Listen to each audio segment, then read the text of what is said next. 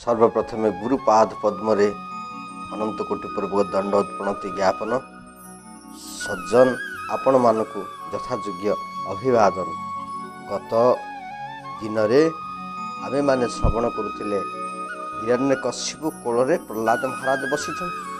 प्रहलाद महाराज को पचारुंट हिरण्यकश्यप, बापा तू कौन भल कथा सब शिखिଛୁ मत कहलु रे, किंतु मन भितर भावना अच्छी कौन गोटे कहब आ बालक कौन कुनी कुनी कथा कलरव कथा मिठा मिठा कथा किछि गोटे कहब, हल्का कथा कहब, मोर चित्त को भी टिके हल्का दब। किंतु प्रहलाद महाराज एठी कहउछंती तत्साधु मन्ने असुरवर्य सदा समुद्विग्न ध्याम असत ग्रहण हित्वा आत्मपातम गृहम अंधकूपम वनं जत जत हरिम आश्रयत। कहते बापा मु जा भल कथा शुणी बा शिखी तुमको कहूँ, हे राजन हे दैत्यकूलर राजा, मु यही कथा शिखी जे मनुष्य बा जीव असत भावरे संसार रे पड़ी रही। संसार केवल निज शरीरर रक्षा अर्थे से नानाविध कर्म मान करुछि।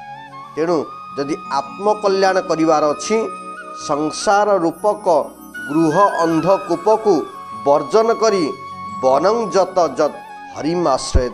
कौन तुम्हें बण को जाओ, भगवान को भजन कर। ये प्रहलाद महाराज बुझाऊँ सुंदर शिक्षा। गृह रे व्यक्ति गृहटा को सर्वस्व बोली भावी नहीं, सर्वस्व बोली भावी नहीं कि असुर वर्ज्य हे असुर कुलर श्रेष्ठ।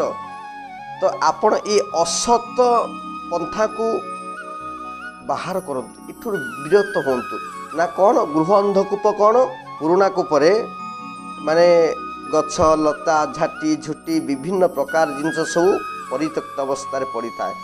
सेठी माने गछ लटा पड़िकी मध्य हल्का हल्का भाव में कूटी पूर्ण हो जाई था। अन्य मनस्क टिके थिले व्यक्ति भाविबटा समतुल रास्ता भाविकी ता भितर से पड़िबो, माने एटी गृहम अंधकूपम आउ से कूपरे पड़िबो आ माने तारा उद्धार नहीं।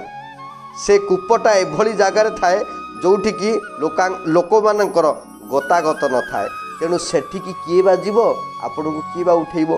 जेतेबेले हाथी की धरा जाए कि भली जानती, गोटिए हाथीर मूर्ति को रखिबे, हाथी की नुह हाथीर काष्ठ निर्मित मूर्ति को बा तार शुंड को एक बार तैल द्वारा मर्दन करी जंगल भितरे शिकारी रखी दी थाए। आ जोठी हाथीर काष्ठ निर्मित मूर्ति को रखा जाई थाए तारी सामना रे गोटे बड़ गाड़ करी थाए। आउ जो गाड़ बा गर्त, से गर्तटा को से लटी झाटी कुटा आदि पकेकी एक बार पूर्ण करी थाए। ऊपरे समतुल देखा जाउ थाए। जो तबले प्रकृत हाथी आसे देखे दूरु जे गोटे नारी हाथी अच्छी, माने सी एते कामासक्त हाथी थाए सी काठ को भी भूली जाए।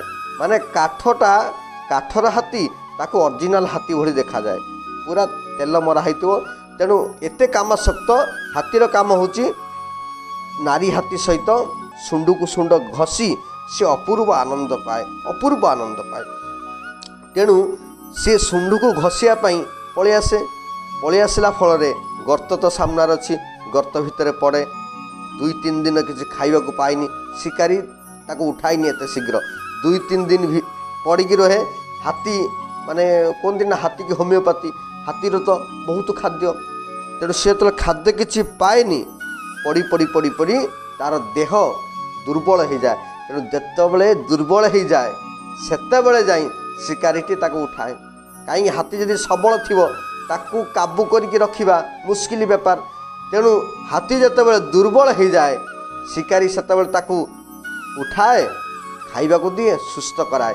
बर्तमान हाथीटी भावे जा हूँ मरी जाई एई व्यक्ति एई लोक मते उद्धार करके खाइबा पीवा को देछि तेणु हाथी तार पोषा मानि जाए। तो ये होची आमरी अवस्था।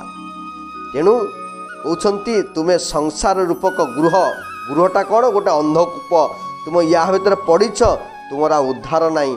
हे दैत्यकूलर महान नायक आपण कौन करंतु बन को जातु हरि भजन करंतु। माने कहलेनी पुत्र निवेशी पत्नी पासे बेगे चलिब सन्यासीर बेसे।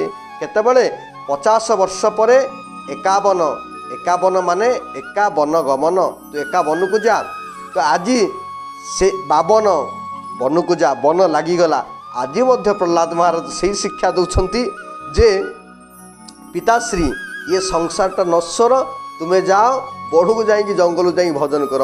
पिता मुंडरे हाथ देवे मो पुओ को मु पाठ पढ़ाऊली राजा करने तो तू तो राजा होनु कि जहाँ करू किंतु बर्तमान मते शिक्षा दौर जा जंगल जा भजन करने। ओ वैष्णव ओ साधु चक्कर पड़ जा पिता मुंड खराब हो जे अरे एटा कौन साधु चक्कर पड़ जा। आगामी समय आमे पुणी श्रवण करिबा जे वर्तमान हिरण्यकशिपु कौन करुछंती। सेतेबेले पर्यंत विश्राम। जय जगन्नाथ।